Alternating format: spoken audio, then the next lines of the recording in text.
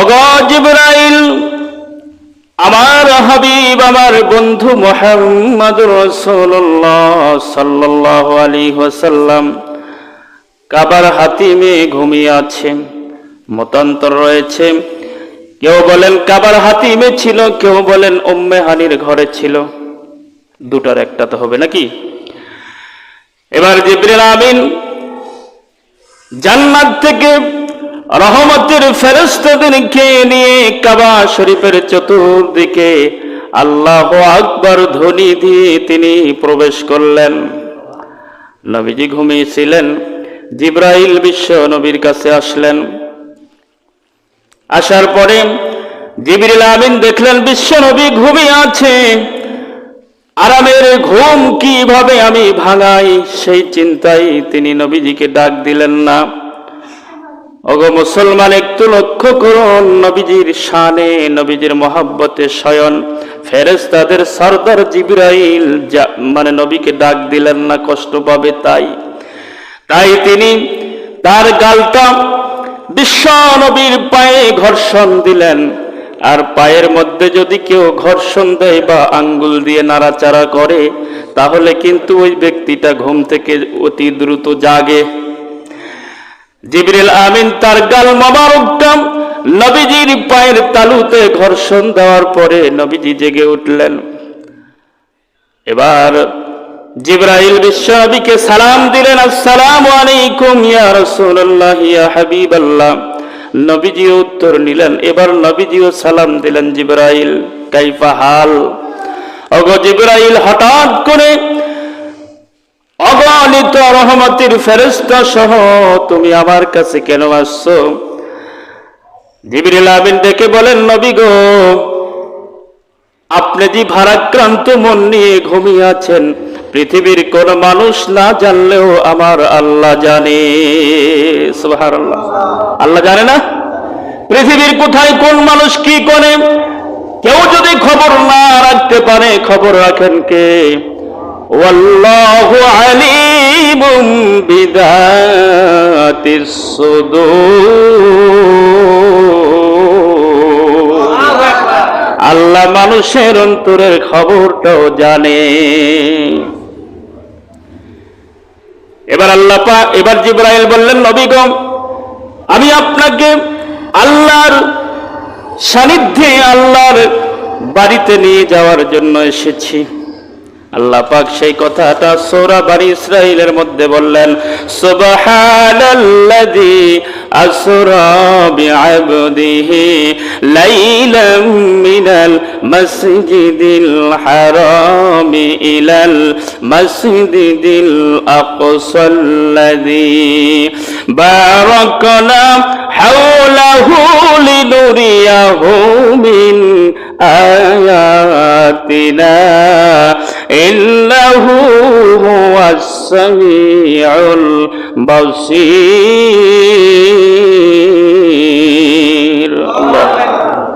আল্লাহ পাক বলেন, সুবহানাল্লাযী, মহামহিমাময় সত্তা ওই আল্লাহ যিনি আসরা বিআবদিহি, তার বান্দাকে ভ্রমণ করাইলেন, লাইলাম মিনাল মসজিদিল হারাম ইলাল মসজিদিল আকসা, মসজিদে হারাম থেকে নিয়ে মসজিদুল আকসায় ভ্রমণ করাইলেন রাতের একটি অংশে। সময়টা কখন ছিল? রাত্রি। সময়টা ছিল রাত্রি। এই রাতের বেলা বিশ্ব নবীকে ভ্রমণ করানোর জন্য জিবরাইল আসলেন। এবার জিবরাইল বললেন, নবী গো, আপনি বোরাকের উপরে সওয়ার হন। নবীজির জন্য জান্নাত থেকে জিবরিল আমিন একটা বোরাক পেয়ে এসেছিলেন। তাফসীর কারকরা বলেন, এই বোরাকটি একটি কদম যদি সামনে যাইতেন 12,000 মাইল পর্যন্ত যেতে পারতেন। সুবহানাল্লাহ। এত বিদ্যুৎ গতি সম্পন্ন একটা বাহন নিয়ে বিশ্ব নবীর কাছে আসলেন। এবার নবীজি বললেন, জিবরাইল ঠিক আছে, আমি যাব, আপত্তি নেই, তবে আমাকে একটু সময় দাও, আমি 2 রাকাত নামাজ আদায় করব, এরপরে আমি বোরাকের উপরে সওয়ার হব। নবীজি ওযু করলেন, এরপরে 2 রাকাত নফল নামাজ আদায় করলেন। এখানে শিক্ষা হলো, মুসলমানরা যখন নিজের ঘর থেকে বের হবে, শুকরানা স্বরূপ আল্লাহর জন্য 2 রাকাত নফল নামাজ আদায় করে বের হবে। যদি নফল নামাজ আদায় করে নিজের ঘর থেকে ওই বান্দা বের হয়, এমত অবস্থায় যদি আর পথের মধ্যে মারা যায়, আল্লাহর রাসূল বলেন তার মৃত্যুটা হবে শহীদি মৃত্যু। আমার নবীও যখন আল্লাহর সান্নিধ্যে গেলেন, তখন 2 রাকাত কি পড়লেন? নামাজ আদায় করলেন। এত বড় খবর, সুন্দর একটা খবর পাওয়ার কারণে শুকরানা স্বরূপ 2 রাকাত নফল নামাজ নবীজি পড়লেন। রাসূল বলেন, হে আমার উম্মতেরা, তোমরাও যখন কোন কাজের জন্য ঘর থেকে বের হবা, হওয়ার আগে 2 রাকাত নামাজ আদায় করবা, তোমাদের সমস্ত হাজত আল্লাহর পক্ষ থেকে পূরণ করে দেওয়া হবে। সুবহানাল্লাহ। আমরা এটা করার চেষ্টা করব, এটা আমরা পালন করব ইনশাআল্লাহ। এবার নবীজি 2 রাকাত নামাজ আদায় করলেন, বোরাকের উপরে সওয়ারি হবেন। বোরাকের উপরে যখন নবীজি সওয়ার হওয়ার জন্য রওনা হলেন, বোরাক নবীজিকে মাথা নাড়িয়ে বলতে লাগলেন, নবী আপনাকে আমি নিব না। বোরাক বললেন, নবী আপনাকে আমি উঠায়া নিব না। জিবরিল আমিন খেপে গেলেন, হে বোরাক, তুমি কি জানো তোমার উপরে যিনি সওয়ার হতে যাচ্ছেন তিনি সাধারণ পৃথিবীর কোনো মানুষ না, তিনি হলেন স্বয়ং আল্লাহ পাকের একমাত্র প্রিয় মাহবুব, যিনাকে সৃষ্টি না করলে আর কাউকে সৃষ্টি করা হতো না, এমনকি তুমি বোরাককেও সৃষ্টি করতেন না। তুমি নবীদের শানে বেয়াদবি কেন করছো? বোরাকের চোখ দিয়ে পানি বের হচ্ছে। বোরাকের জবান আল্লাহ খুলে দিলেন। বোরাক বলছেন, জিবরাইল, আমি নবীর শানে বেয়াদবি করছি না, আমি নবীর কাছে একটা অনুমতি চাই, একটা ওয়াদা চাই। ওয়াদা হলো, আজকে আমি বোরাকের উপরে সওয়ার হয়ে আমার নবী আল্লাহর সান্নিধ্যে যাবে, আল্লাহর জান্নাতে চলে যাবে, আল্লাহর জান্নাত দেখার জন্য যাবে, মেরাজে রওনা হবে। আমি বোরাকের কাছে নবীকে অনুমতি দিতে হবে, কাল কিয়ামতের ময়দানে আমি বোরাকের উপরে সওয়ার হয়ে যেন আল্লাহর জান্নাতে চলে যাই। সুবহানাল্লাহ। তার মানে বোরাক নবীর এই সৌভাগ্যটা নিতে চাচ্ছে যে আজকে আমার উপরে সওয়ার হয়ে বিশ্ব নবী যাবেন মেরাজে, কাল কিয়ামতেও আমার উপর সওয়ার হয়ে যেন নবী ফুলসিরাত পার হয়। তাহলে বোরাক নবীকে চিনল। বোরাক কাকে চিনল? আর আমরা মুসলমান নবীকে চিনলাম না, নবীর সুন্নত আমরা পাবন্দি করি না, নবীর জীবন থেকে আদর্শ গ্রহণ করি না। তার মানে আমরা নবীকে তেমন একটা চিনতে পারি না, ঠিক কিনা? আমার নবীকে চেনার দরকার আছে না নাই বাজান? এই মাসে বিশ্ব নবী আল্লাহর সান্নিধ্যে গিয়েছেন, মেরাজ করেছেন, আল্লাহর সঙ্গে দর্শন করেছেন। এমন একজন নবীর উম্মত আমরা হতে পেরেছি, খুশি না বেচার? তো সেই নবীর আদর্শ মানা লাগবে না? সেই নবীর সুন্নত মানতে হবে কিনা? আসুন সামনে আগাই। এবার নবীজি বোরাকের উপরে সওয়ারি হলেন, ডাইরেক্ট বোরাক চলে গেলেন মিনাল মসজিদিল হারাম ইলাল মসজিদিল আকসা, মক্কাতুল মুআজ্জামা থেকে বাইতুল মুকাদ্দাস, মাঝখানে অনেক ঘটনা বলতে গেলে সময় লাগবে। এবার বিশ্ব নবী মসজিদে হারাম থেকে বোরাকের উপরে সওয়ার হয়ে ডাইরেক্ট তিনি বাইতুল মুকাদ্দাস ফিলিস্তিনে চলে গেলেন। বাইতুল মুকাদ্দাসটা হলো মুসলমানদের প্রথম কিবলা ছিল। বর্তমান মুসলমানদের কিবলা কোনটা? মক্কা শরীফ। আমরা কোন দিকে নামাজ পড়ি? পশ্চিম দিকে না, কাবার দিকে। কোন দিকে? কারণ মক্কাতে যারা হজ করতে যায় তারা কিন্তু পশ্চিমে নামাজ পড়ে না, কাবা যেই দিকে নামাজ সেদিকে। আমরা আমাদের নিশানাটা হলো কাবা। আর কাবা শরীফে নামাজ পড়ার অনুমতির আগে মুসলমানরা নামাজ পড়তেন বাইতুল মাকদাসের দিকে, ফিলিস্তিনের দিকে। সেটা মুসলমানদের কিবলা ছিল। সেই মুসলমানদের কিবলাকে নিয়ে চক্রান্ত চলছে, বহুদিন পর্যন্ত যুদ্ধ চলল। আলহামদুলিল্লাহ বর্তমানে যুদ্ধ বিরতি হয়েছে। যারা বাইতুল মুকাদ্দাসকে ধ্বংস করার জন্য, ফিলিস্তিনের মুসলমানকে যুদ্ধ করার জন্য সহযোগিতা জুগিয়েছিল, সেই আমেরিকা এখন আল্লাহর কুদরতের আগুনের দাবানলে জ্বলছে। ক্ষমতার মালিককে মুসলমানদের বিরুদ্ধে যারাই শত্রুতা করেছে, একটা সময় আল্লাহ তাদের ধ্বংস করেছে। তারাও ধ্বংসের জন্য দিন গুনছেন। এজন্য মুসলমান স্বয়ং আল্লাহকে ভয় করে। কাকে? আল্লাহকে। মুসলমান গোলামি করে কার? মুসলমান ইবাদত করে আল্লাহর। মুসলমান কখনো বিভিন্ন দেবদেবী শিরিক পূজা করে না, এগুলো মুসলমান করতেও পারে না। আসুন, বিশ্বনবী চলে গেলেন বাইতুল মাকদাসে। বাইতুল মুকাদ্দাসে আযান হলো। আযানের পরে নামাজ তো আছে না নাই? এবার নামাজের জন্য কাতার বন্দী হলেন। আমি সংক্ষেপে সামনের দিকে যাচ্ছি। নামাজের জন্য কাতার বন্দী হলেন। সকলে কাতারে দাঁড়িয়েছে। নবীজি প্রথম কাতারে, পাশে ছিলেন জিবরাইল। ইমামের মুসাল্লা খালি। নবীজি তাকাচ্ছেন, হয়তো বা কোনো ইমাম আছে। সুবহানাল্লাহ কোন। নবীজি মনে ভাবছেন হয়তো বা কোনো ইমাম আছে, নামাজ পড়াবে। জিবরিল আমিন ডাক দিয়ে বলেন, নবী হে, নামাজের সময় হয়েছে। আজকের এই জামাতের ইমামতির উপযুক্ত এখানে আপনি ছাড়া আর কেউ নেই। নবীজির হাত মোবারক ধরে জিবরাইল নামাজের মুসাল্লায় দিলেন। এবার 2 রাকাত নামাজ নবীজির ইমামতিত্বে হলো। নামাজ শেষ করার পরে জিবরাইল জিজ্ঞাসা করলেন, ইয়া রাসূলুল্লাহ, ইয়া হাবিবাল্লাহ, এই বাইতুল মুকাদ্দাসে কি আপনি কোনোদিন এসেছিলেন? রাসূল বললেন, না, আমি তো আসি নাই। ওগো নবী, আপনি কি জানেন এখানে যে 2 রাকাত নামাজ আপনি পড়াইলেন, আপনার পিছনে কারা কারা ইক্তেদা করেছে আপনি কি জানেন? এই লোকগুলোকে চিনেন? নবীজি বললেন, না, কোনোদিনও দেখি নাই। দেখছে? আমি এদের সঙ্গে কোনোদিনও সাক্ষাৎ করি নাই, দেখা হয় নাই। জিবরাইল, বলো তো এরা কারা? এবার নবীজিকে জিবরাইল আমিন বললেন, ইয়া রাসূলুল্লাহ, ইয়া হাবিবাল্লাহ, আজকে যারা আপনার পিছনে ইক্তেদা করে নামাজ আদায় করেছে এরা আর কেউ না, এরা হলো প্রথম নম্বরে 1,24,000 মতান্তরে 2,24,000 নবী এবং রাসূল। এরপরে আল্লাহ পাকের অগণিত অসংখ্য রহমতের ফেরেশতারা আছে। আজকে এরা সকলে আপনার পিছনে ইক্তেদা করেছে। সেই দিন থেকে আমার নবীজিকে বলা হয় ইমামুল মুরসালিন, তার মানে 2 জাহানের ইমাম। কারণ আদম থেকে শুরু করে ঈসা রুহুল্লাহ পর্যন্ত সকল নবীরা তখন পর্যন্ত মৃত্যুবরণ করেছিলেন, মানে দুনিয়ার থেকে বিদায় হয়েছিলেন। তো তারা তো আর দুনিয়াতে নাই, আছে? তারা তো পরজগতে গিয়েছে, কিন্তু তারা আবার জীবিত হয়ে কিভাবে বাইতুল মাকদাসে নামাজ আদায় করতে পারেন? ক্ষমতার মালিক কে? মৃত্যুকে কে জীবিত বানাইতে পারে? আর কোন নবীরাই মরেনি বা মরে না। কোন নবীরা কি মরে না। এবার নামাজ শেষ হলো।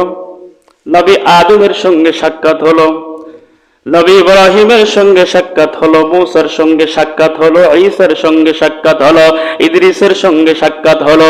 এভাবে অসংখ্য নবীদের সঙ্গে দেখা সাক্ষাৎ হওয়ার পরে, কুশল বিনিময় হওয়ার পরে নবীজি বিদায় নিলেন। জিবরিল আমিন বললেন, ইয়া রাসূলুল্লাহ, কেবলমাত্র সবেমাত্র মেরাজ শুরু হয়েছে, এখনো অনেক পথ যেতে হবে, এখানে দেরি করা যাবে না, চলেন তাড়াতাড়ি বোরাকে।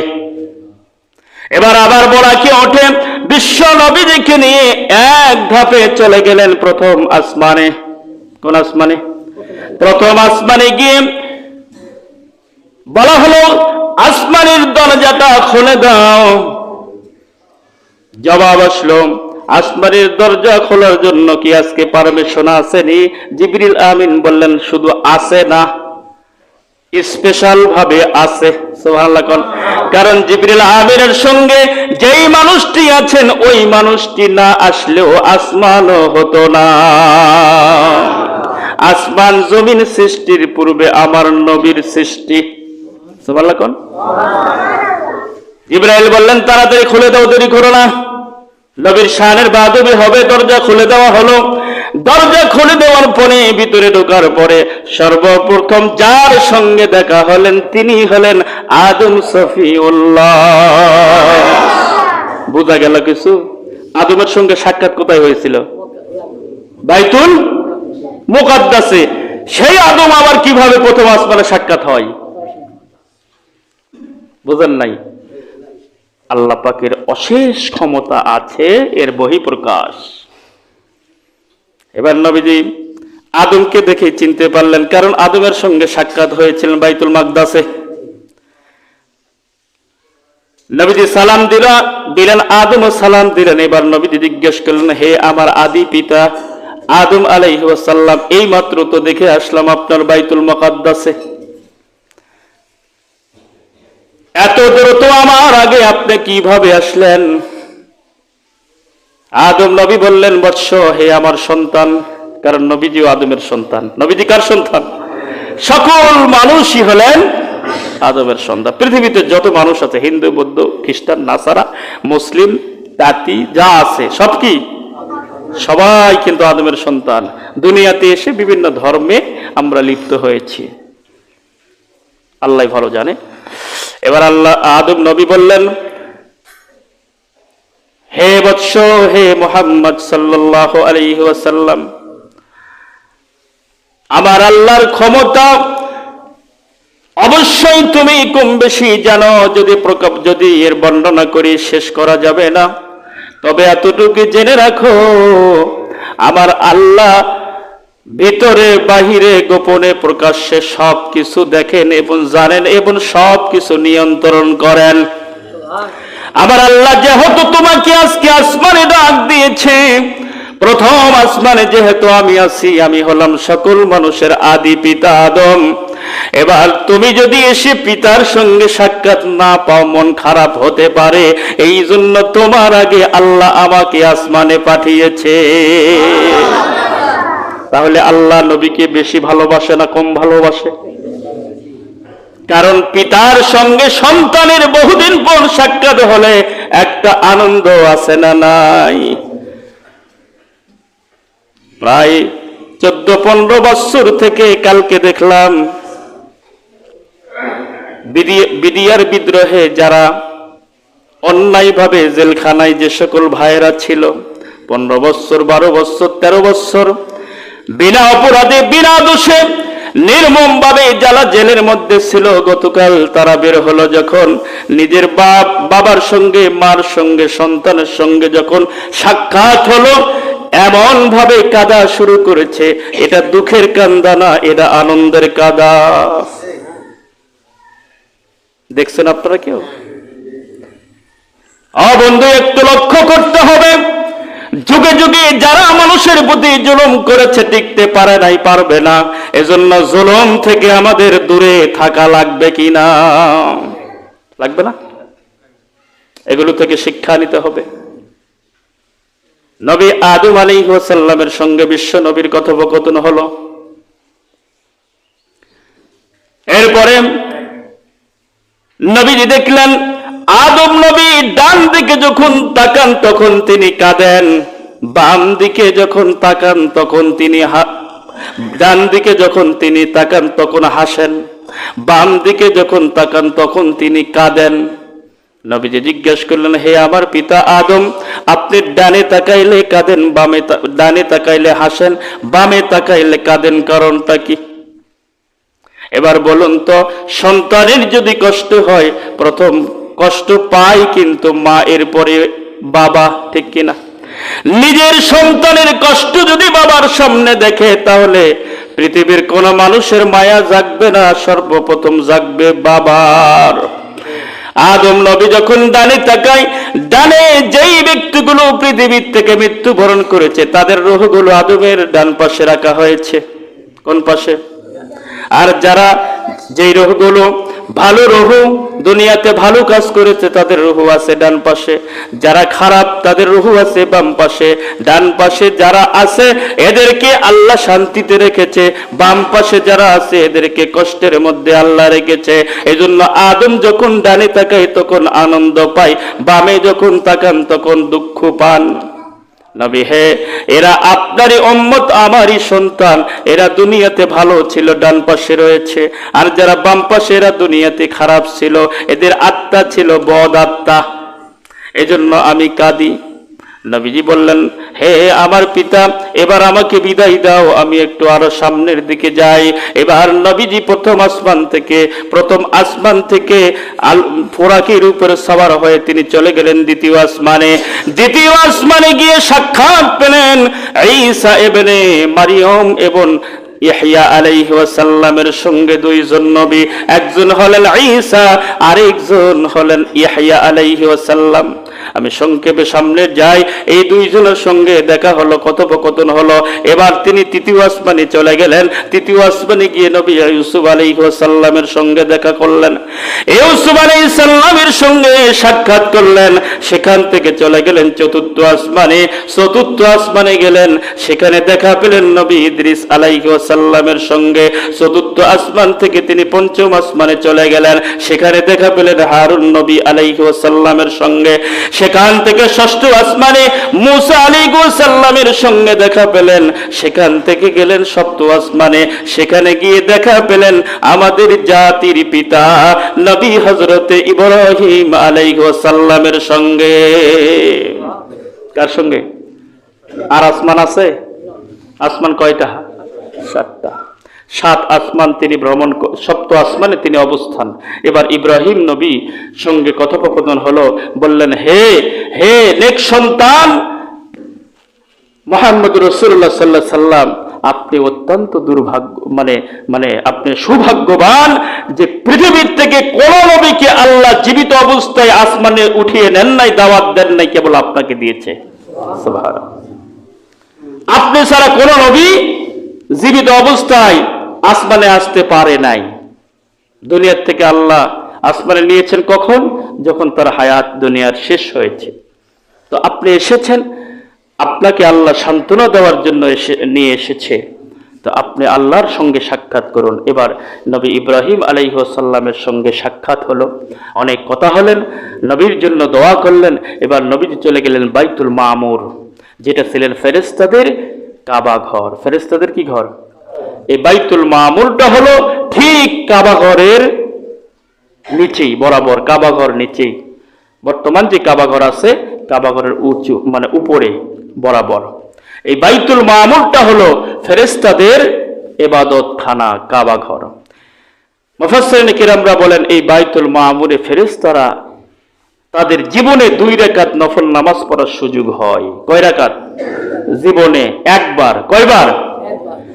নবীজি দেখলেন ফেরেশতারা লাইন ধরছে নামাজ পড়ার জন্য। জিব্রাইলকে বললেন, হে জিব্রাইল, এই ফেরেশতারা যে নামাজ পড়ছে, এরা কি প্রত্যেকদিন পড়ে? জিব্রাইল বললেন, না, এদের জীবনে একজনের জন্য একবারই 2 রাকাত নামাজ পড়ার সৌভাগ্য অর্জন করে।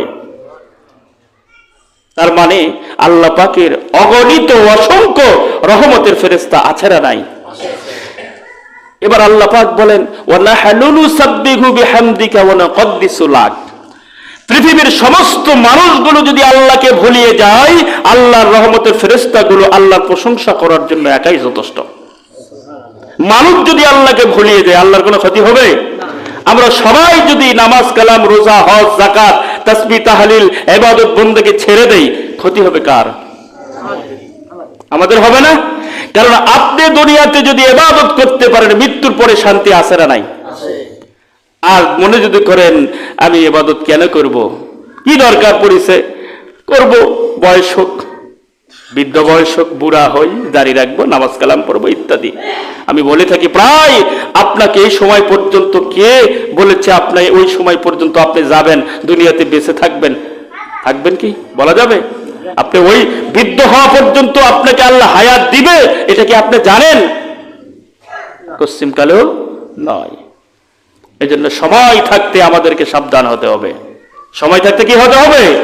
সাবধান হতে হবে। এবার বাইতুল মামুরে নবী করিম সাল্লাল্লাহু আলাইহি সাল্লাম 2 রাকাত নফল নামাজ আদায় করলেন। সকল ফেরেশতাদেরকে ব্যারিকেড দেওয়া হলো যে তোমরা কয়েক মিনিটের জন্য চুপ হয়ে যাও। এবার বাইতুল মামুরে যিনি নামাজ পড়বেন তিনি হলেন সাইয়্যিদুল মুরসালিন, ইমামুল মুজনাবিন, নবী মুহাম্মদ রাসূলুল্লাহ সাল্লাল্লাহু আলাইহি ওয়াসাল্লাম।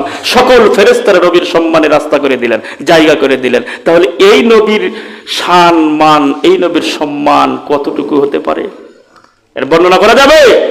অথচ এই নবীকে সামনে পেয়ে মক্কার কাফেরেরা আমার নবীজিকে চিনল না, ঢিলা পাথর মেরেছিল, কষ্ট দিয়েছিল, আঘাত করেছিল। অথচ নবীজির মতন মানুষ পৃথিবীতে আসে না, আসার সম্ভাবনাও নাই। বাজান রে আমার, এবার বিশ্ব নবীজি বাইতুল মামুরে 2 রাকাত নামাজ আদায় করার পরে তিনাকে জিবরিল আমিন জান্নাতের দিকে নিয়ে গেলেন, জান্নাত দেখাইলেন, জান্নাতের নাজ নিয়ামত গুলো তিনি ভক্ষণ করলেন। জান্নাত দেখার পরে নবীজিকে নিয়ে গেলেন জাহান্নামে। এবার নবীজি জাহান্নামে গেলেন। জাহান্নামে গিয়ে কতগুলো বিভিন্ন ভাবে বিভিন্ন গ্রুপের আযাব তিনি লক্ষ্য করলেন, গজব তিনি লক্ষ্য করলেন। নবীজি বলেন, সেদিন মেরাজের রজনীতে আমি দেখলাম দুনিয়াতে আমি নবীর পুরস্কৃত মেরাজের পাওয়া নামাজটুকু যারা পড়ে নাই এই ব্যক্তিগুলোর আযাব আমি সেদিন দেখলাম। জাহান্নামের মধ্যে বিশাল বড় একটা উদ্যান, বিশাল বড় একটা মাঠ, এই মাঠের মধ্যে বড় বড় পাথর রাখা হয়েছে। এই পাথরগুলো দিয়ে বেনামাজিদের মাথার উপরে, মুখের উপরে আঘাত করা হচ্ছে। কিছুক্ষণের মধ্যে মুখ এবং মাথা আবার সাবেক হয়ে যাচ্ছে। আঘাত যখন করা হয় মাথা মুখ সুরমার হয়ে ভেঙে চলে যায়।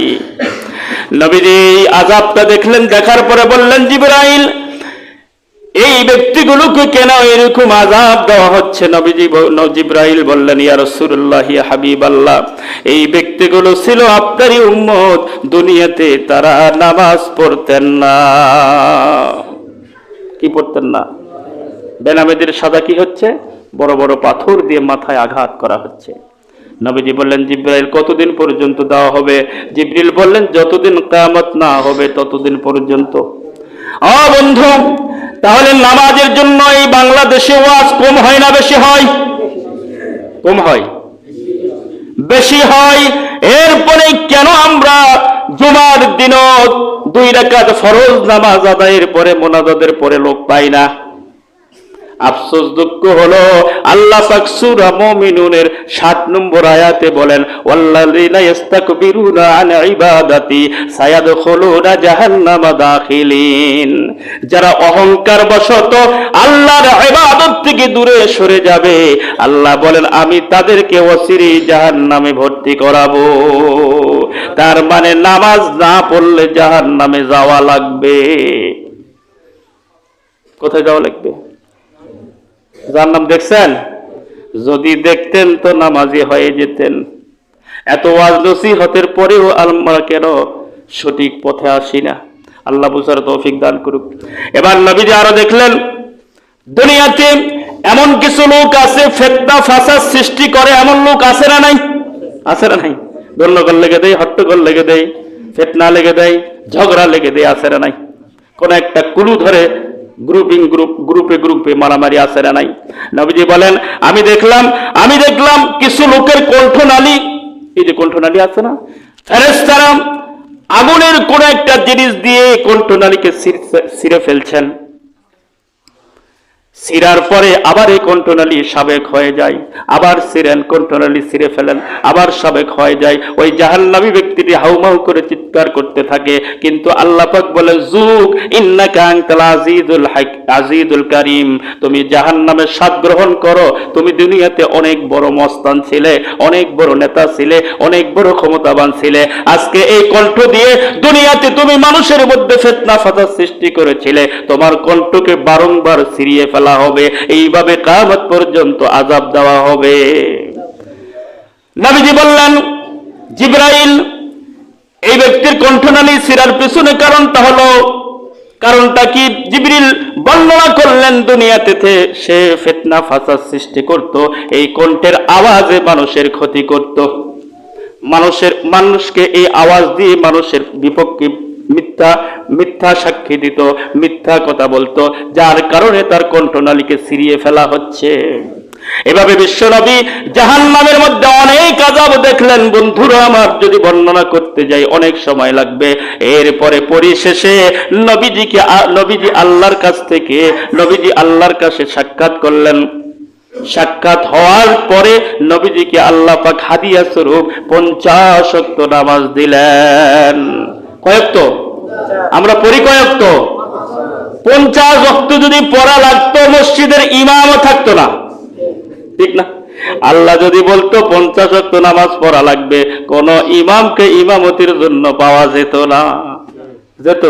10,000 দিলেও থাকতো, 20,000 দিলেও থাকতো না, বলতো যে আমি আমার টাকার দরকার নাই, ওই 50 ওয়াক্ত নামাজ দিলে পড়া যাবে না, মুসল্লি তো থাকতোই না। কিন্তু আল্লাহ পাক অনেক কথা এখানে, পরিশেষে 5 ওয়াক্ত নামাজ আমাদের দিয়ে দিলেন। তবে আল্লাহ রসুল বলেন, তোমরা যদি 5 ওয়াক্ত নামাজ পড়ো আল্লাহ পাক 50 ওয়াক্তের সওয়াব দান করবেন। তাহলে 5 ওয়াক্ত পরে 50 ওয়াক্ত পেলাম, এই সুবর্ণ সুযোগটা কেন হাতছাড়া করব? বন্ধুরা আমার, আসুন, নবীজি এই নামাজটা নিয়ে আসলেন মেরাজ থেকে, চলে আসলেন এক টানে বাইতুল্লাতে, কাবা শরীফে। আসার পরে অনেক ঘটনা, অনেকে মেরাজ স্বীকার করেন, কেউ করেন না, এই বিষয়ে অনেক যুক্তি আছে, আলোচনা আছে, ওদিকে আমি যাব না। নবীজি বললেন, হে আমার উম্মতেরা, আসসালাত আসসালাত ওয়া মা মালাকাত আইমানুকুম আসসালাত, নামাজ নামাজ এবং নামাজ। কি বললেন? আরেকটা কথা বলি, শেষ করে দেই। বিশ্বনবী তিনি যখন দুনিয়া থেকে বিদায় নেবেন, তার ইন্তিকালের 3 দিন আগের ঘটনা, তার গোটা শরীর জ্বর, ব্যথায় কাতর, জ্বর, মানে তিনি বিছানায় থেকে উঠতে পারছেন না। নবীজি ফজরের জামাতের জন্য যেতে পারে নাই।